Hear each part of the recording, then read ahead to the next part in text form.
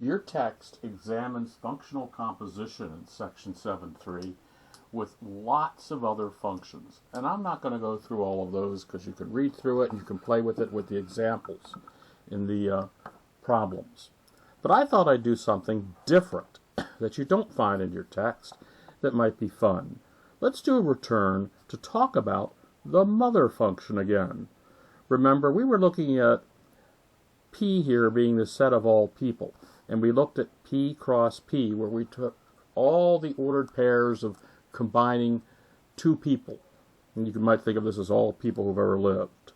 And we made a function that goes from the set of all people to the set of all people, and defined m of x to be equal to y, if and only if y is the mother of x. And we saw before in one of the previous videos that this was a function.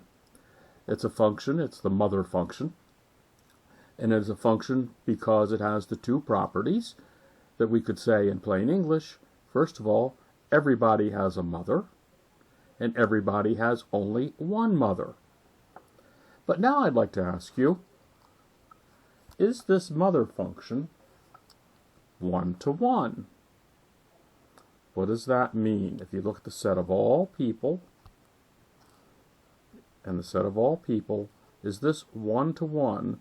Which means when you do the mapping here, do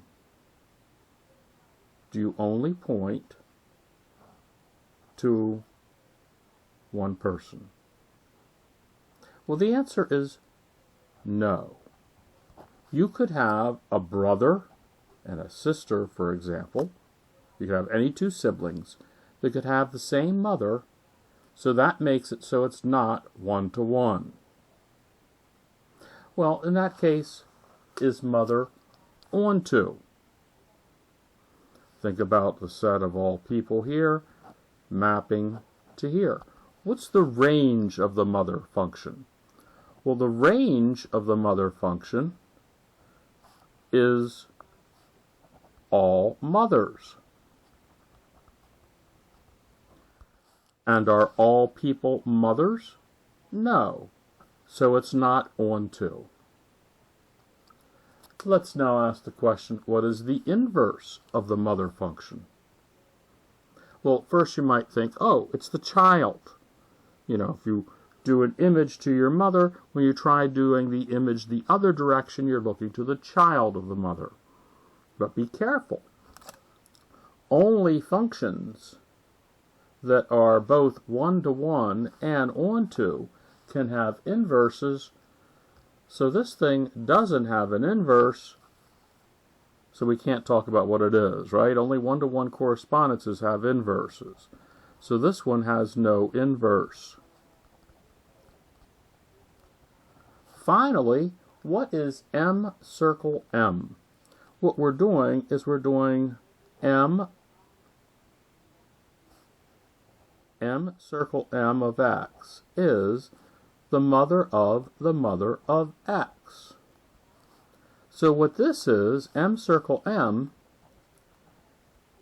is pointing to your mother's mother.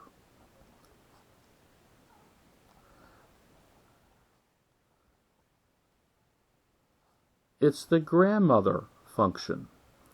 But we have to be careful because, as you know, you have two grandmothers. This is only pointing at one of them. It's pointing at your mother's mother. So this is the maternal grandmother function. It's kind of a fun problem, and it's neat to look at some relations dealing with family relations. We're going to continue that in the next chapter when we look at relations.